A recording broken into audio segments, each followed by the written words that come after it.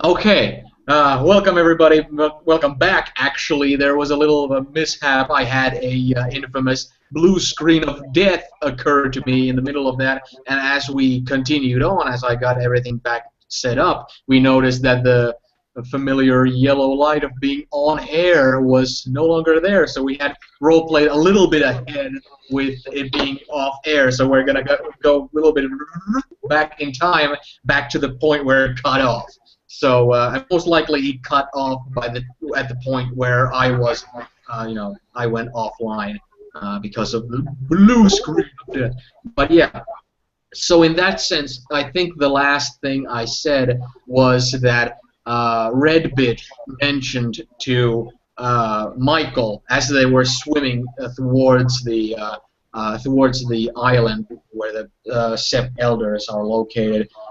She mentioned that the Wildmark town that Michael mentioned that he was from, that the Wildmark town is in the territory of the Warheart's pack, which is her pack, which is led by Oxspear, and led by Oxspear is the phrase from what she said that really stings into the ear of Red Claw as she hears her say that out loud.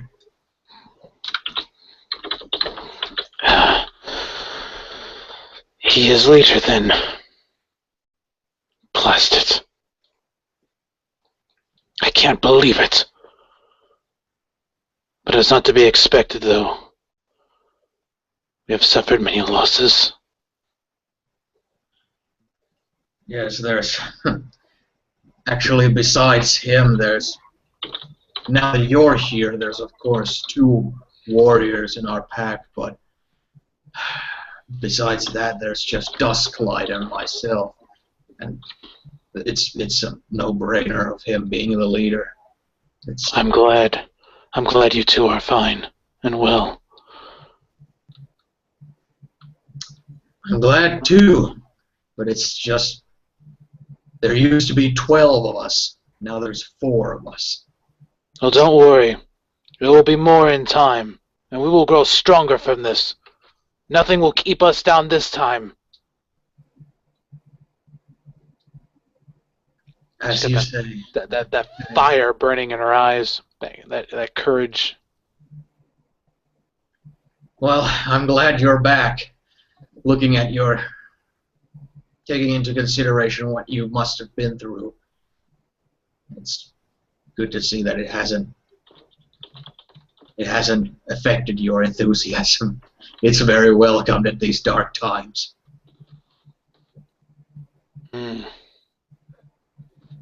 Indeed. Let us meet with the council. Red Claw, how can he be a leader? He's so aggressive. He doesn't seem to think, he just acts. The thing you must understand, Michael, is that during times of war, he cannot be challenged for his position. He must have challenged... He must have challenged Pale Dread and taken over as pack leader. Then war was declared, and during that time he cannot be challenged. That is our way. That is to keep order. I will have to begrudgingly respect this. I do not have to like it.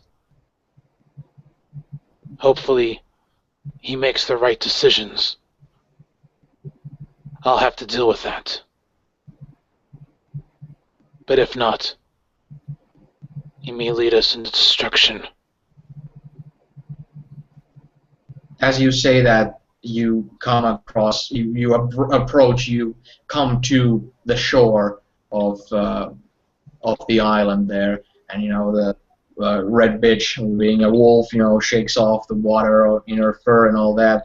But as you notice the steep uphill that is the edge of the island there, and as it's covered in these thick pine trees, what you also notice is that there's clear burial sites. There's clear patches of land where earth has been dug up and filled in on back into those holes, and in front of each of those holes there are fetish items, personal items, and things of that nature. There are swords sticking from the ground in front of these patches. There are axes. There are daggers. There are thick wooden sticks that are holding up necklaces, and there are all sorts of personal items like that clearly meant something a lot to the owners. And some of them don't have any of those because some of them, of course, not everybody had fetish items and such. But they're still like every one of them is easily distinctive. And as you said what you said, about how Oxpear must have challenged Pale Dread, your former leader, before you were captured, who mentioned to you that he would want to groom you to be the next leader because he was growing so old that he feared if there would be conflict or war in the future, he would not live through it, that you would be a better choice for a leader than Oxpear, as he was afraid that Oxpear would most likely challenge him out of ego in the near future anyway.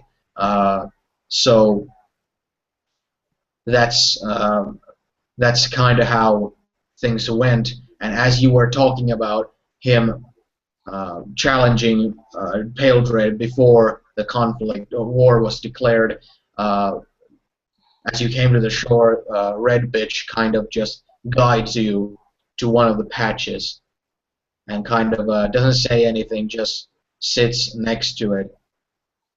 And you can recognize when you come to it that it has Pale Dread's dagger in it. He didn't often use the dagger; it was more of a ceremonial thing. If he was part of like rituals and stuff, he would use it, but he didn't use it in warfare. It was more of a family emblem type of thing that he oiled up and kept in a personal place. He didn't like bring it with him everywhere type of thing. But it's definitely there marking his grave. And you immediately, when you see that dagger, and you immediately when you see the patch of land in front of you, you know that Pale Dread has fallen in the war, and here he lies.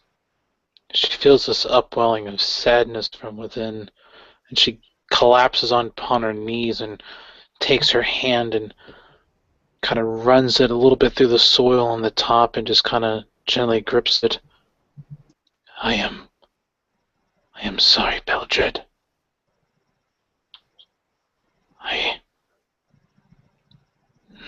Damn it. Rest easy. And know that I will do my best from here on.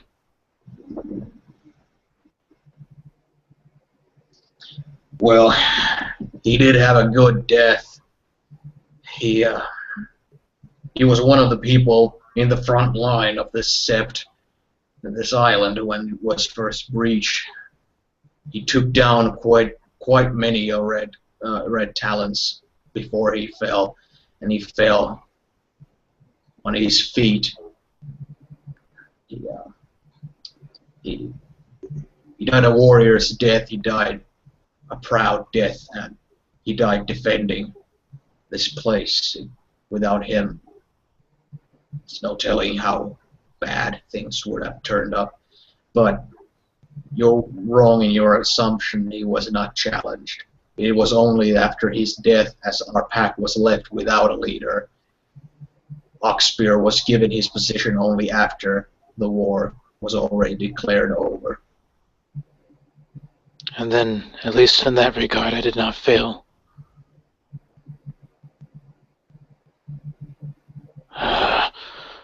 Enough of this inward sorrow. I will learn from this experience, as you say, and we will be made stronger for it. I will forge myself to be as steel, and I will clamp down my steel fangs as such, and see red talon blood spilled. Could be that the political situation at this point is such that it might be best not to spill too much red talon blood if we wish to keep the few numbers we have. This is true. But Still. at least there's Michael. We have a Michael with us now. We have at least one more to our number. If you said you're from Bildmark. Michael kind of transforms out into his human form, you know, going through his forms, and kind of just looks at the burial mound, and kind of looks up, and then looks back at Red Claw, and says, you know, almost ignoring Red Bitch, and just was he important to you, Red He Claw? was the leader of our pack. He was like a father to me. And she kind of looks at you for a second. Second father. He's like, what pack will I belong to? Will I be part of our pack? Your pack? More than likely, yes. You were born within our pack's territory. You are of our pack. A warheart. But Oxspear is the leader of the Warhearts? Oxspear was second in line. And I hadn't earned enough. Well, I wasn't higher up on the ranks to be in such position to challenge Hail Dread for position.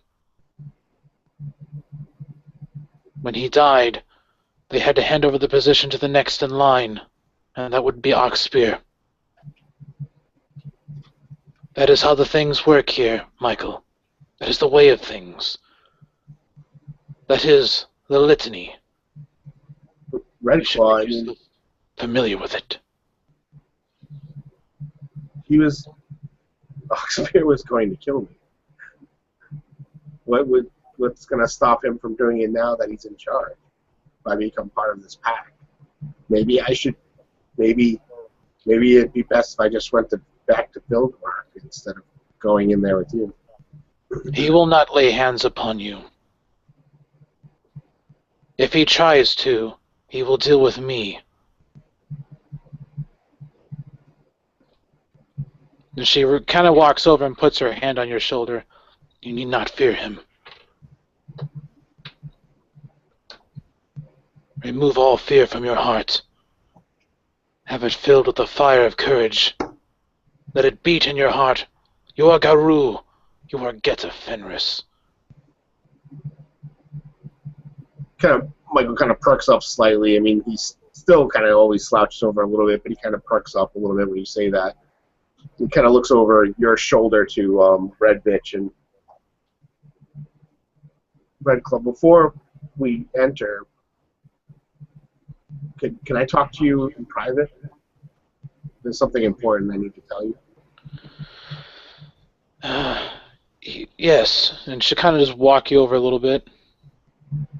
Well, what is it? Michael seems to nervously look kind of over your shoulder at Red Claw, like trying to gauge, like, can she still hear him? Because he's trying to remember, like, how far he could hear. As you look at it, during this, when you were talking, you could see that Red Bitch was actually looking at you with this kind of smile on her face, and not this cruel or belittling or anything like that. It was just more like she's liking what she's seeing. Like it seems like she's excited about the prospect of having new blood in the pack. And when she sees you looking at through from behind the shoulder, like, can she hear us? She gathers up on that, and she kind of looks the other way and then starts to walk further away from you. Yeah, as she walks away, he kind of looks back at Red Claw and with all seriousness, he's like, Master Bear told me that there needed to be changes to who led the Get Offenders to the War Hearts. He said there was just our way was wrong, and I'm not sure what that means, but I'm pretty sure that Oxpear is part of that wrongness, the way he deals with things. I share your sentiments. It's the same sentiment that Peldred had. But you must understand, the litany demands that I cannot challenge him at all. This is a time of war. He cannot be challenged. No, it's not. It's No, it's not. each time. Oh, it's not. It's no longer war. War has been over for a month. Oh, I misunderstood. Well, in that case, she'll look at him and she'll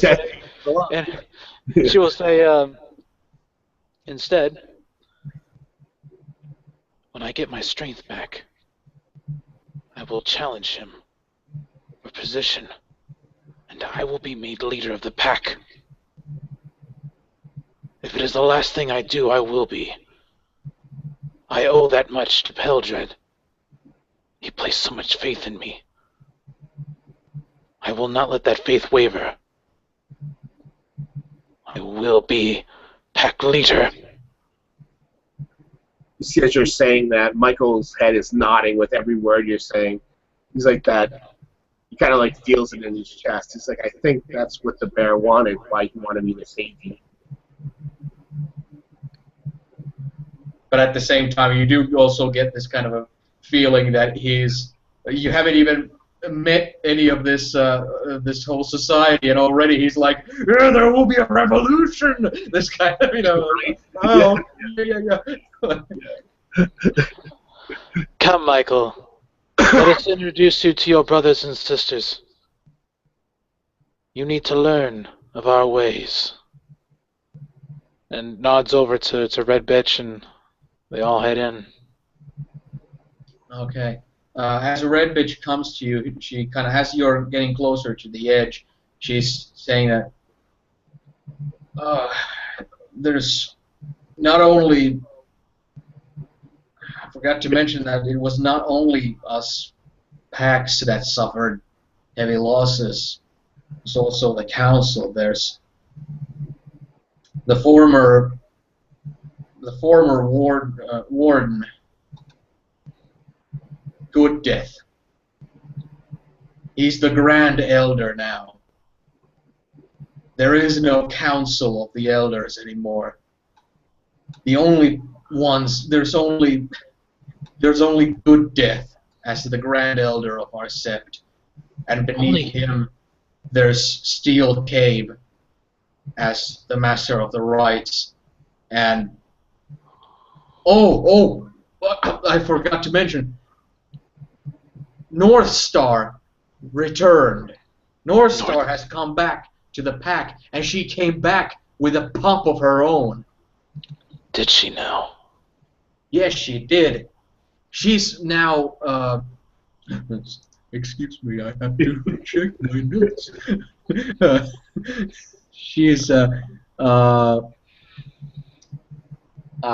She's been promoted to the position of Keeper of the Land. She's basically in charge of the entirety of the territories and this Elders sept center here with the garden. But her being back, she brought with her an immense amount of morale. You should have seen how decimated mentally this entire sept was. All the Screaming Eagles, the Bullheads, us, the leaders, we were all messed up. This whole thing came to a head here as the leader of the, I think he was the leader of the Red Talons challenged Good Death to a one-on-one duel. You mean Blood Belt? Yeah, that was his name, with the leather straps and all that. Yes. Is he dead? He's decapitated. Good Death swung him in a, he wrapped his neck in some kind of a headlock and then jammed a broken sword into the neck and then threw him over his shoulder, completely decapitating him as he flew over. He drinks his meat off of his skull these days. A smile wipes across her face. I remember him giving a speech to his men, telling them of the glorious victories that they'll have as they take our sect. Well, it came close, but we ruled the day. But even though we're in small numbers, those small numbers have kind of brought us together. There's much less dick measuring going on with the packs with one another. There's much more camaraderie. And, there should be. We should be less divided. Redclaw, why do the Guru fight each other if we're all supposed to be protecting Gaia? You can see Red Bitch laughing, and she's kind of waving her love. Like, no, sorry. Yeah. It is a complicated story, my friend. I think the council and the elders will be better to tell you. But suffice it to say, our territories often expand and contract. And sometimes we just don't see eye to eye. Old grudges, things from the past, can often creep their ugly heads up. It is hard to let go of such things. And then, as she's saying that, she's kind of thinking back to what Pure Love was telling her before about the prophecies.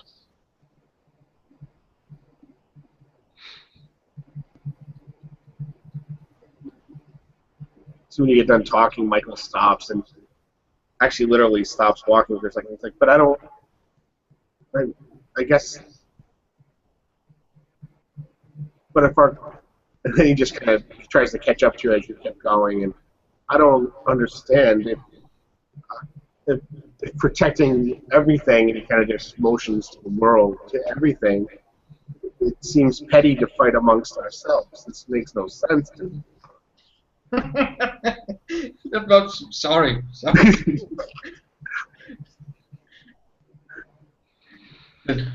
Eddie.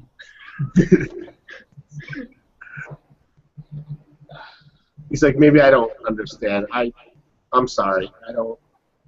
You are right to question these things, but you must understand, these things run deep. There is history. The Red Talons lay claim to this area for their spirituality. They wish to have it as their own. As a result, they would challenge us for it. We will not give it up. It is ours. And as you will soon learn, if you cannot defend what is yours, you will lose it.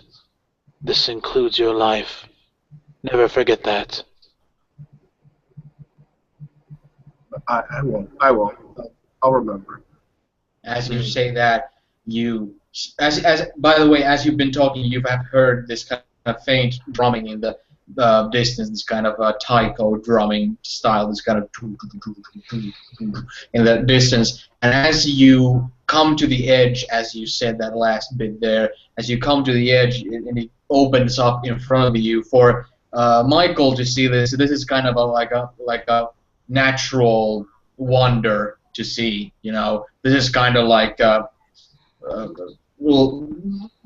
like any giant, like huge thing that has like a Grand Canyon or something like that. This is like a huge natural thing to see, this kind of a natural coliseum type of thing there, where when you come to the upper edge and you see it, go deep into the steep pit there, and while you're seeing it, you hear this as you come to the edge. It's like this the drumming comes 10 times more audible. This kind of as you come there, and what you see basically there is that you see that the center, basically the battleground in the center of that pit, in the center of this island, there are two figures there. There is also one figure in the kind of the edge of that kind of a arena there, of that battleground, who has these giant drums there, who's like banging on them in Krynos form with these giant clubs, just this huge drumming thing going on, and there's like torches sticking from the ground that emit this thin, this vapor into the air, this smoke, and it's already evening, so there's this darkness in there, even though it's a summer evening, so it's not as bad. It's still quite bright there. It's more like there's this very yellow evening sun type of a light in the sky, and as you're looking at it, you see that in middle of two torches there's two werewolves, two older-looking werewolves sitting basically right beside you at the very other edge of the steep hill coming inwards there, the steep pit, and they're like clearly paying attention to what's going on in the battleground. And as the drumming is going on, you can see that there's two figures sparring, and if you go to move forward there, downward the hill, it'll become more clear, and what you're seeing is that there's Oxspear and there's Good Death, both in their human forms, fighting there, or rather sparring.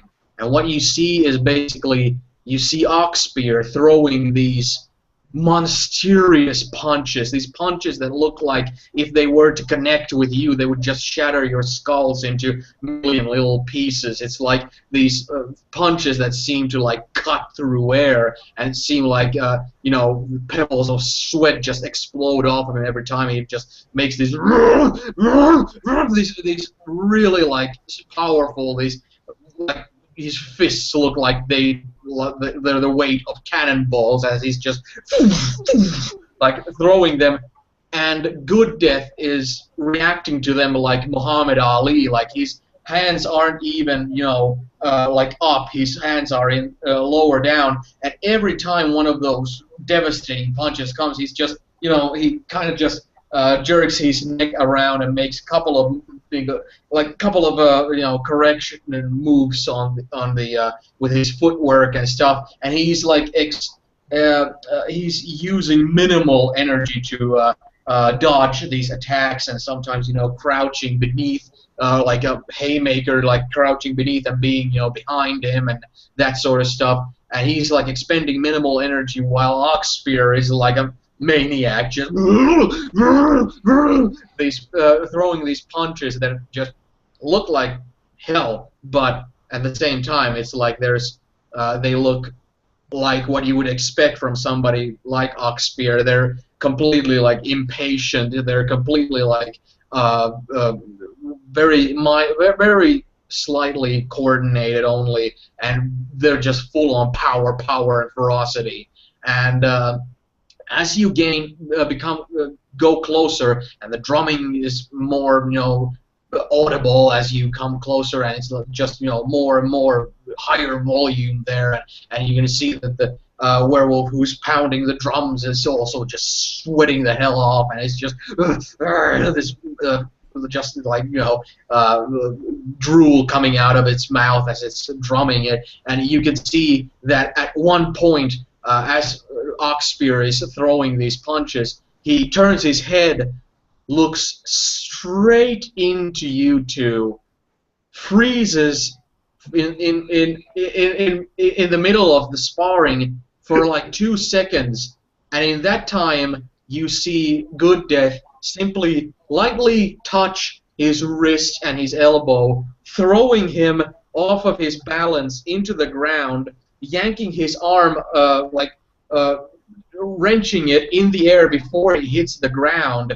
And as he finally hits the ground with his body weight, the wrist is pulled up, and you can just hear in your distance. You just hear this this joint going out of socket, and you just hear this this growl from Oxspear as as Good Death, who isn't even breathing through his mouth or isn't even sweating at all, is just standing there with Oxspear, this guy who's like 3 times the body weight of Good Death, is just laying on the ground holding his wrist and just and he's just riling in the ground. And at that point, Good Death also looks to your direction, and at that point you also hear the drumming stopping in complete like mid drumming as you hear these clubs just go to the ground as there's this hushed silence for a bit, and then you just hear the drummer just run straight towards you, and you just see this kind of like if you've seen those videos where a dog meets like a soldier who's been abroad for a long time. It's like you see Dusklight in Krynos form come to you, Redclaw, in this kind of like this kind of like overwhelmed with emotion, like seeing you back. He's completely covered in sweat, and with this dried froth around his mouth, and he's like, since you're in human form, he's like 9 feet tall, and he's running towards you, and he's like just yelping out like Redclaw, Redclaw, you're come back from the dead, and he's just he comes to you, and he's just grabbing you by the shoulders, and it's just it's you, look at you. And she puts her hand on his shoulders. Yes, it is me, Dusklight. I am very much well. It is good to see you. He immediately presses his top of his head to your shoulder there, and he's like, what is this? What? How were you put back together, or what's happened? What's happened? You have to tell me everything about it. You have to tell me everything about it. I've had a completely misshapen record of history having to do with the past events. You've been away for.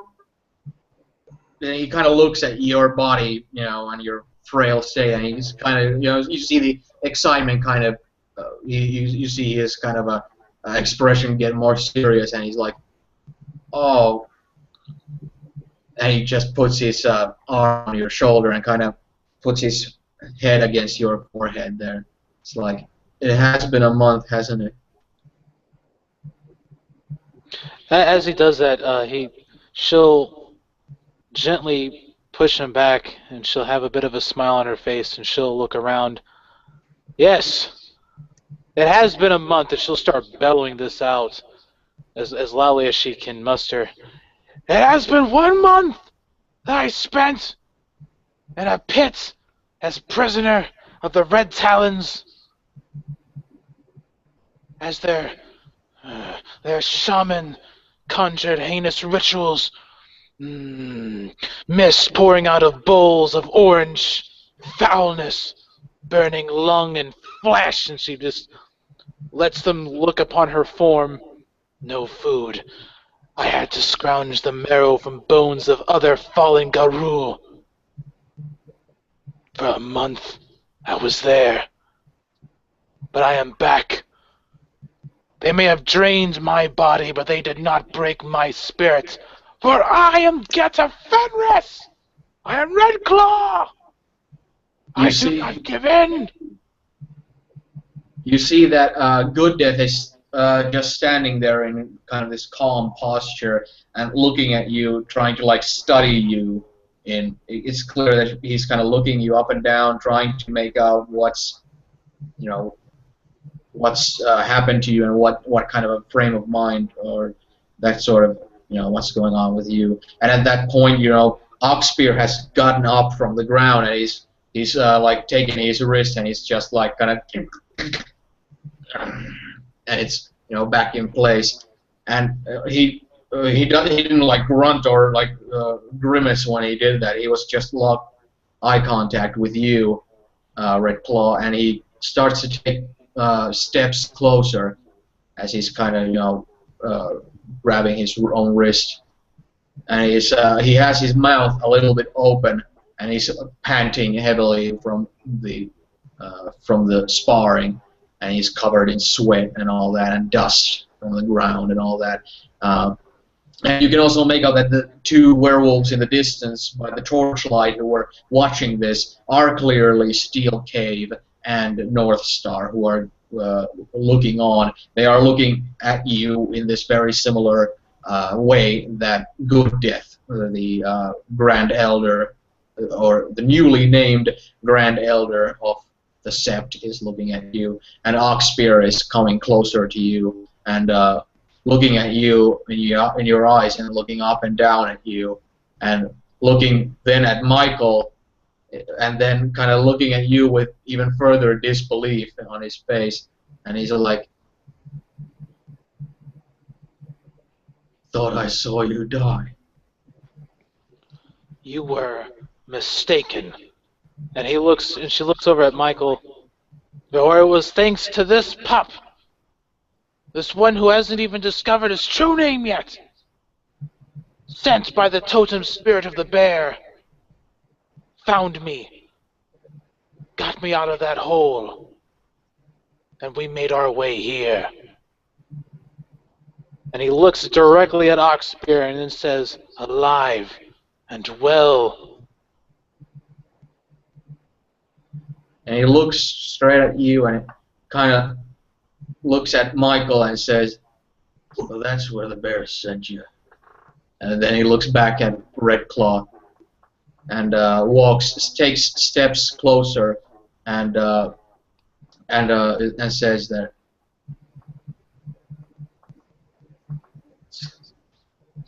"It's good to see you back. It's good to see you back, sister." And he holds out his hands for you to hug him. She will clasp his arms. She'll clasp her hand on his forearm and grab it and shake it. And she'll bring him in forward and she'll say, "It is good to see you, brother."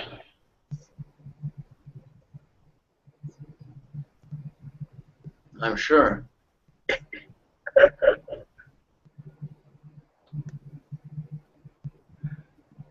As you came with Red Bitch, as she clued you in on, she's been away for a month. Yes, pack leader. She has clued me in on much. It's a position I was more handed than anything else. There was no glory in it. There was no challenge to it. Ahrons and Philodoxes lead packs. Not Ragabashes, not Galliards. I was the only one left. Pack of 3. An alpha in a pack of 3. What a glorious fucking title. Handed, not won, not tested. I was in the front lines with you. I thought you died. I came back and warned everyone else and formulated the second line of defenses here. The Red Helens pierced right through it. I fell back with the Pale Dread to take him on when they came to the island.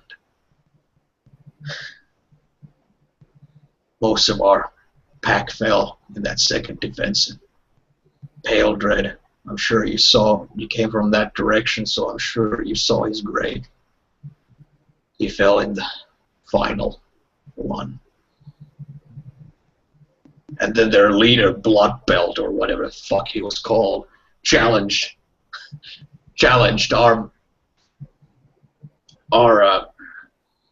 God damn it, these titles, challenged our warden to a one-on-one bout. Figured he'd spare some of his comrades' blood with that. He did, because as soon as the duel was over and he was left decapitated, they gave up. It was over. We let them leave with their lives intact, so that no further blood would be spilled. There's just about, now that you're back, thank Gaia you are. There's only 4 of us. There's 5 screaming eagles and 4 bullheads, and there's only 3 elders. It's pathetic. But with the red talons completely neutered, I don't think there'll be much trouble in a couple of generations. I guess our ranks will swell in that time with you back. Don't worry. They shall swell back, and we will be stronger than we were before. Yes, we will! Yes, we will! Have you heard? Do you see? North Star is back! Fucking North Star! North Star is back, and she brought a pup with her. A descendant of Shield Maiden. That family line is in this alive and well. And the best part is that she will be in our pack. Under my... It'll be quite glorious, you'll see. Yes. Yes, it will.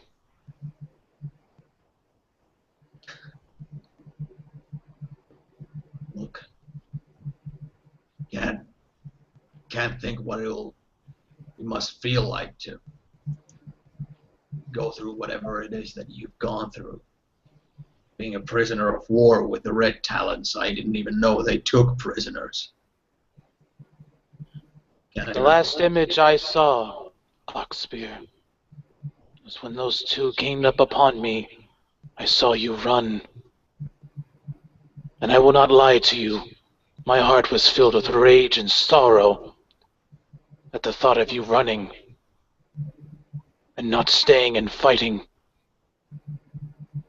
But they kept me alive.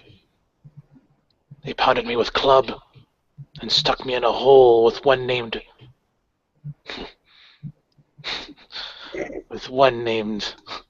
of all things, Pure Love. It was an ingracious experience. To have mist pour down my throat that burned every second, that burned my sheer flesh. For an entire month I had this, and all I can think of is how I got here. I have been burning with such rage. You've got rage for me, dear sister? You ran as I was captured. I didn't think Red Talons believe in anything such as capturing. And if I hadn't gone back, there would have been a second line of defensive to be demolished. There would have been simply massacre. And there wouldn't have been a last line of defense in the island. There would have been simply massacre. Yes, I heard this from Red Bitch. And you are right. You had to have gone back. Let's just clear the air here. You just mentioned that you consider me a coward, that you consider me to run away from these challenges, that it's my fault that you were captured, that you were tortured. Is that it? Me, your brother in arms, me who was there with you in front lines, me who came back and fought in the second line of defensive and the last line of defensive, and who's the only one of the Ahrons left in our pack. Me, I'm responsible for that. If that's the grudge that's been helping you stay alive, then I'm glad that you had that grudge against me. But if that's true, then throw down, sister. Come at me. Vent that fury of yours. Let's see it. Let's see it, and let's be done with it. There's no rebuilding when if you wish for a moment to tear my throat open. If that's the case, come at me. She kind of takes like a few steps back, and she goes, "Very well then." And with that human skull in hand, she kind of just places it right down on the ground beside her. Come Bring on! it. Come on! Come And on! then she transforms Come on! Come on! right into her Krynos form.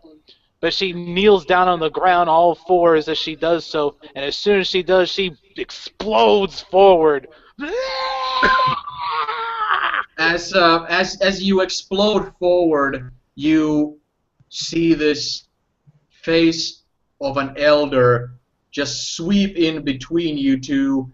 You see, as you're leaping in forward, you see this eye contact made with him that freezes you in this kind of a timeless little moment when his authority just pierces through your eyes into your cranium as he just says in this low tone of voice that you listen to so that you can make out every word he's saying.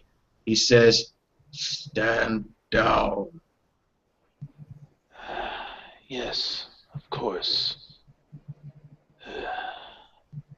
And he turns around and he gives a Clint Eastwood style left hand judo chop to Oxspear, and Oxspear just loses his footing and drops to the ground into this push-up position and just and he says,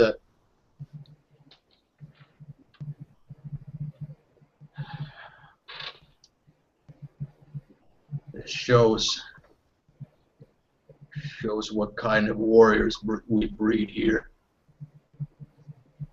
My apologies, good Red Claw. It is good to see you back." And he puts his hand on your shoulder. "We haven't been much in contact during the past, and now that you're back, I'm sure, as our community is tighter, or should be tighter, that we will be better acquainted. You look like hell. If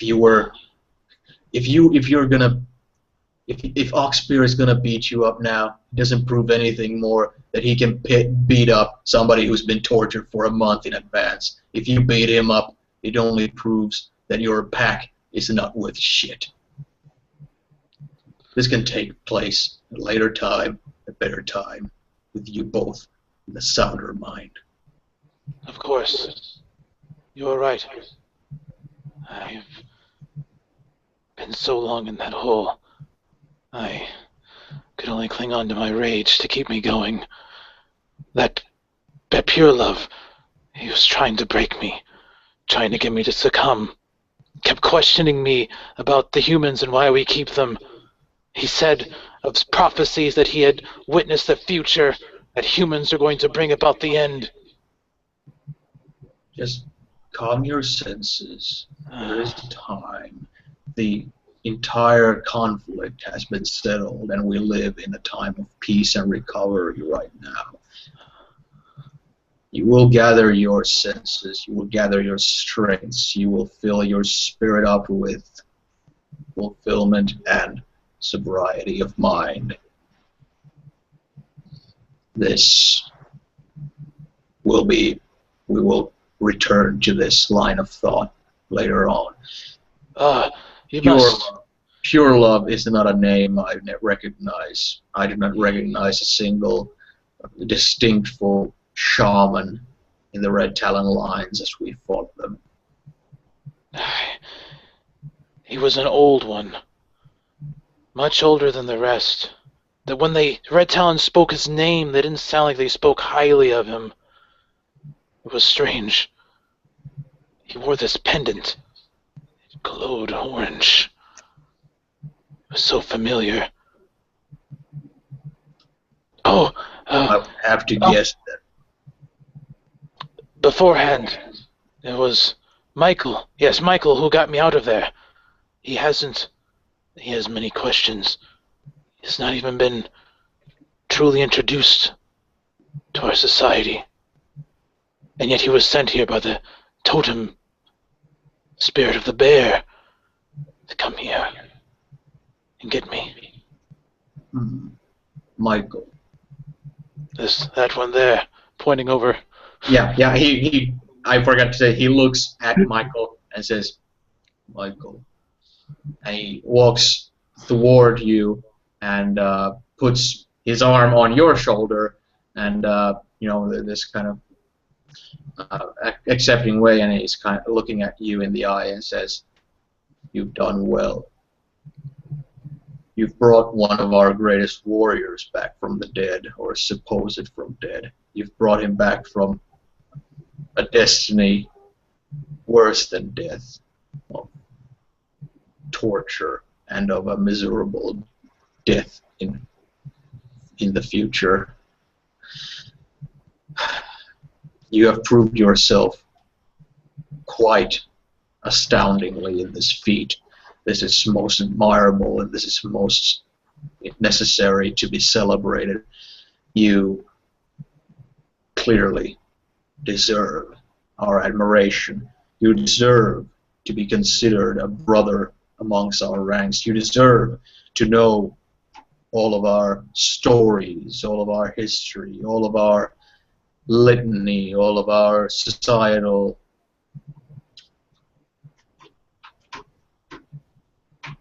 traditions, habits, rituals, all the rest of the guru that reside here. You will be made aware of all of this. And I apologize if you have been ill-informed thus far, but if you have indeed been in direct contact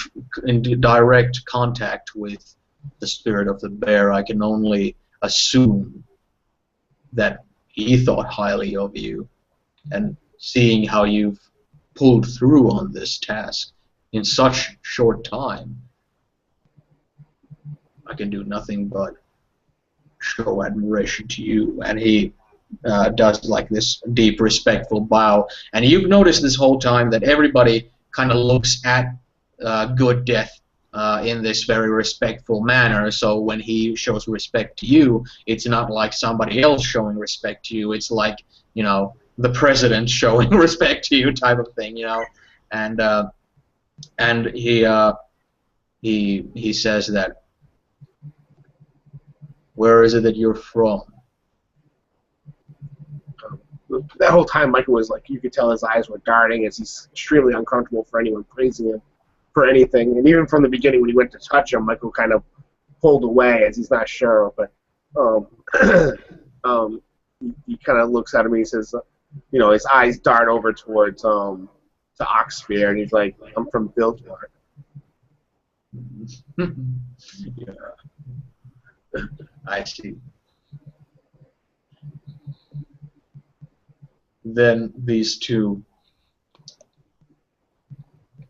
are as good as your brothers and as good as your brother and sister already.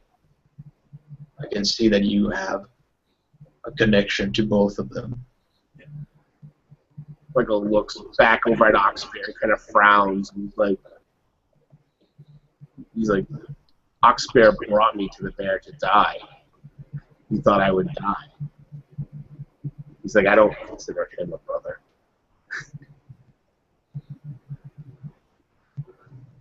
And Oxfear looks at you with this kind of scowl on his face. What the fuck are you talking about? Is it Master Bear told me that it's not normal to bring someone to the totem. I should have been brought to the council.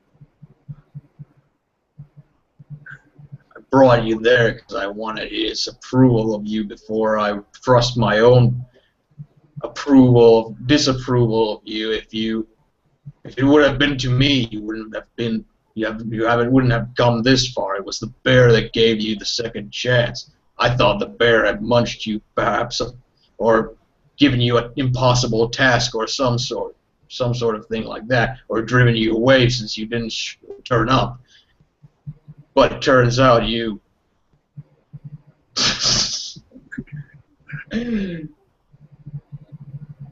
What the fuck is going on today? My daughter saw you to be a guru, and I didn't. She saw you to be somewhat trustworthy, I didn't. And here you stand. You bring my most trusted and my most beloved. Yes? If you can believe that. Sister back from the dead.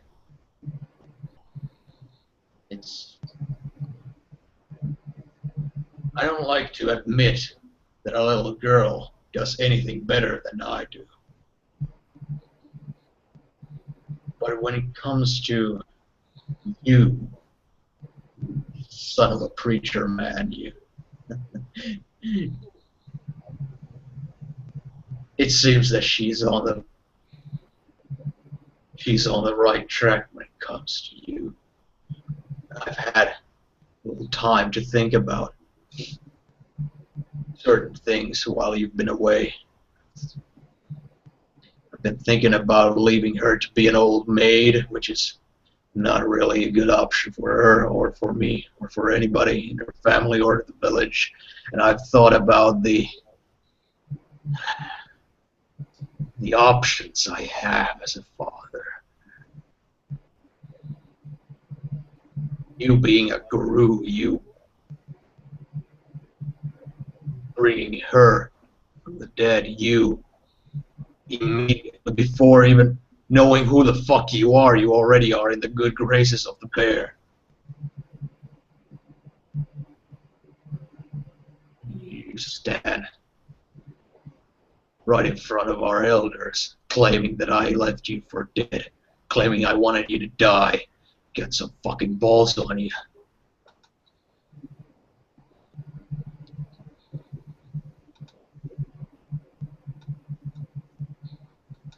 Fuck off and marry my daughter already. And he turns and starts to walk away from you. But Michael's totally thrown back with that, and he actually catches his breath and just kind of like looks over at Red Claw and then looks at the elder like he's not sure he heard what he heard. The elder is kind of, you see that he has this kind of, but he also has this kind of, like this you can read from his, like his wrinkles on his eyes that he is kind of smiling, but he's, from his mouth, Yeah. He's laughing on the edges of his eyes. Yeah, and Red Claw's reaction I'll leave to Phil, but Red Bitch and Dusklight are both like they're like sitting back and they're just looking at this as if they're watching a show. Kind of, they're like at the edge of their seat, watching this play out in front of them. What about Red Claw? Oh, she begins to smile brightly at this, and walks over with her arms crossed, and then lets her arms gently fall down to her side, and she gives a bow to you, Michael, and says, "You are indeed a guru at heart. You will be a fine member of our pack. I am honored to call you brother, and I will fight and protect you, and you for the same for me. Yes, we are bound in this, you and I, as we all are." And you see that when you say that, everybody's looking at you, and you see faint nods and some more firm nods than others, and you see that even Oxspear is kind of twisting his wrist that was just recently dislocated, and he's looking up at you, and with this very firm face, he's just.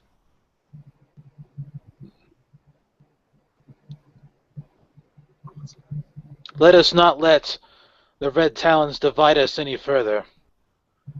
They have done their work, but they have not broken all of our spirits. Let them be raised. Let us strengthen those bonds even further, so that they may be unbreakable. We are get a Fenris! Let us celebrate a new brother into our fold, patting Michael upon his back.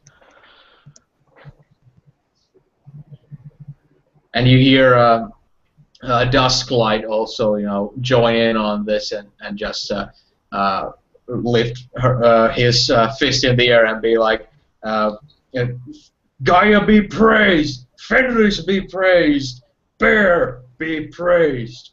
And everybody's kind of like, this isn't a moment where everybody's like all pumped up type of thing. Everybody's kind of like looking at this with this kind of respectful thing. So the elders are not like joining in on any cheers and such. They're more like looking in the background and just and that sort of thing. From this point onward, there's a few things that I have in mind that will happen.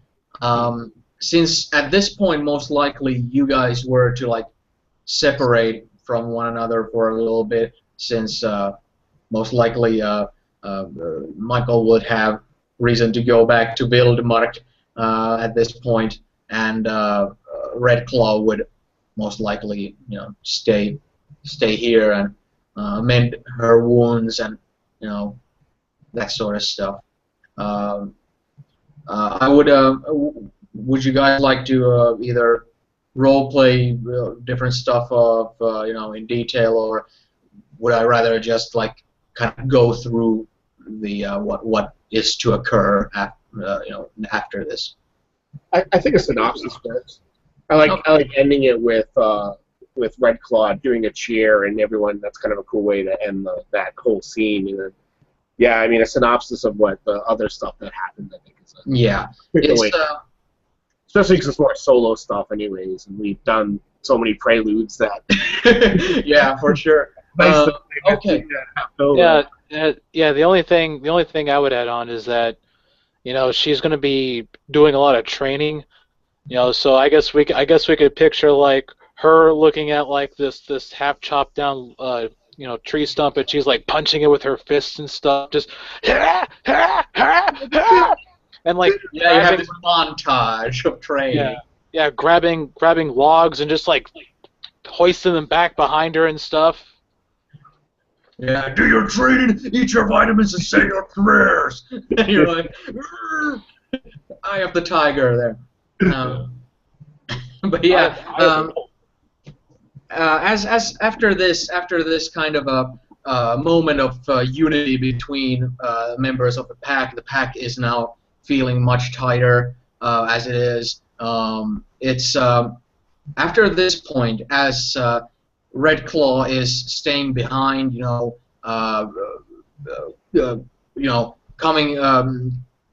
coming back to like in closer contact with the rest of her pack mates, and filling them in on the events of what has occurred, and everybody kind of coming up to speed with stuff, and her getting informed on all the details of what went down during the battle there that took a couple of days, and all this sort of stuff that's gone down. There's a lot of reminiscing. There's a lot of bonfires to be burned, and a lot of meat to be shared, and a lot of howls to be had, and a lot of stuff like that to be to catch on.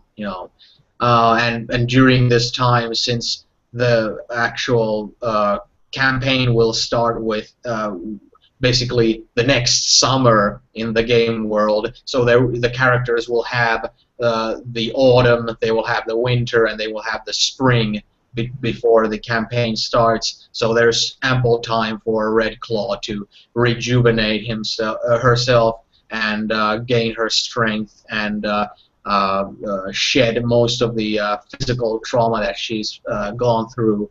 But of course, the mental trauma and mental experiences she's gone through are a totally different thing altogether, which in various amounts will most likely have healed and have not healed type of thing. With Michael, as soon as you got out of the Cairn here and swam back ashore and went to Vildmark, you found your way immediately to the arms of Agnes there. You would have quite quickly found a way to get her separated from her little household there, and for you to come to meet one another. She would have been extremely concerned. She would have been overly emotional because she was actually quite concerned over what Oxpear might have done to you, because she had no idea what went down.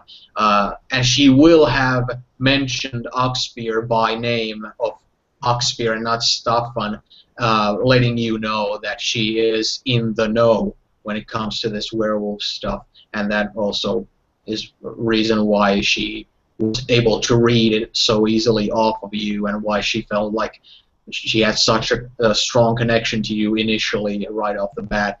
And she will also, you know, confirm it that yeah, Oxpear is her illegitimate father, and the two of you will indeed get married there in Vildmark. The whole town is going to gather up, and the whole town is going to be all for it. There's going to be a large celebration. The bishop that normally does the Sunday masses in Vildmark, who comes all the way from Lund, will come there to wed you to. The wedding ceremony is going to be, you know, very, very celebrative, and the entire village is going to pitch in as a wedding gift. They're gonna everybody's gonna come together. The whole town is gonna come together and build you guys your own house. You will all get everybody's gonna, you know, everybody according to their trade is gonna help you out with fabrics and with furniture and all this sort of stuff that will go on.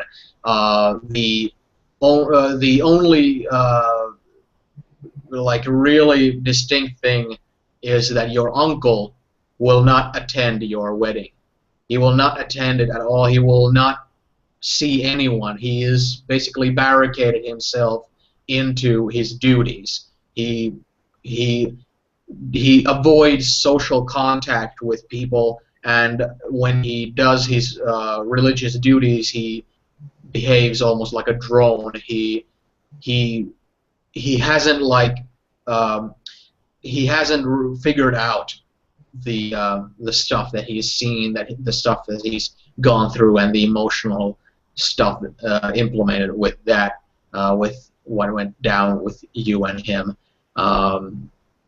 So he's still someone who well, holding a grudge is not perhaps the right term in this situation, but he's still, you know, he's not going to come and pay a visit to your family house, you know, type of thing. Among the wedding gifts that you receive, the tailor will present you with an illustrious, with a very fine and very well made cloak that's made out of the bear pelt that of the bear that they killed when you first met Agnes, and that you talked with each other about, you know, how the bear made you feel, and then later on, as you came to know and respect the spirit of the bear, receiving a gift like the furry cloak made of the bear pelt, it's like as soon as you receive it, you can feel that Agnes is like, has this kind of a look toward you, like you know, like it would be best to re-gift this gift to its original owner, type of thing. Yeah. And after all this wedding stuff would have gone through, like before winter time, you would have already had your own house there. Before that, you would live with Agnes at the Algren household there, helping with the boat building with her, um, surrogate father there, and you would come to learn that her mother and a couple of her siblings are also kinfolk, but some of them are not. Some of them are the biological children of the surrogate father there. And you would get a very close relationship with the family. You would grow to like them a lot. And once the house would be finished, you would set up home there. Agnes will be at the time of the next summer. She would be 6 months pregnant at that time, and with your first child. And once you got that bear cloak, you would have taken Agnes with you, and you would have gone to the part in the woods where there was the rock formation and the little piece of wall there and the bear skull, and that's where you would have brought it back. And as the kind of final cherry on top, after going through the task that the bear set up for you, after being such a good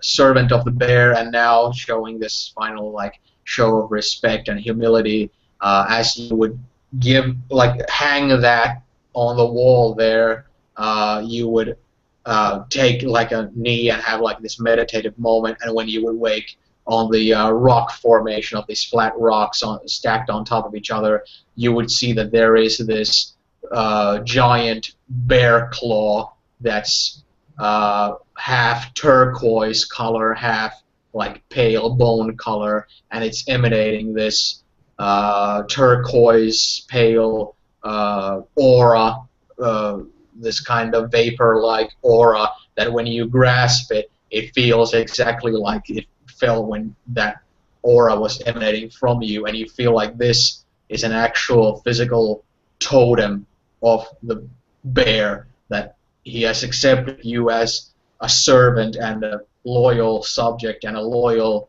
follower, worthy of its blessings and its respect.